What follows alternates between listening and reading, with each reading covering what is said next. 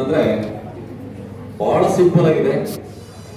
ಯಾರು ನೀವು ಉತ್ತರವನ್ನ ಕೊಡ್ತಿರೋ ಹ್ಯಾಂಡ್ ರೈಸ್ ಮಾಡಿದ್ರೆ ಆಯ್ತು, ಮತ್ ಇನ್ನೊಬ್ರಿಗೆ ಹೇಳ್ಕೊಡ್ಬಾರ್ದು ಆಯ್ತಾ. ಫಸ್ಟ್ ಯಾರು ರೈಸ್ ಮಾಡ್ತಾರೋ ಅವರಿಗೆ ನಾವು ಪ್ರಥಮ ಆದ್ಯತೆಯನ್ನ ನೀಡ್ತೀವಿ.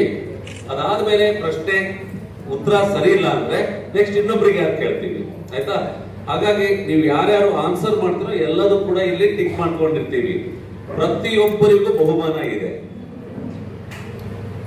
ಆಗಮಿಸಿದ ಪ್ರತಿಯೊಬ್ಬರಿಗೂ ಬಹುಮಾನವನ್ನು ಕೊಡ್ತೀವಿ. ಅದು ಬಿಟ್ಟು ಕ್ವಿಜ್ ಅಲ್ಲಿ ಭಾಗವಹಿಸಿದವರಿಗೆ ವಿಶೇಷ ಬಹುಮಾನ ಇರುತ್ತೆ. ಓಕೆನಾ? ಎಲ್ಲ ಗೊತ್ತಿರುತ್ತೆ ನಿಮಗೆ ಸ್ವಲ್ಪ.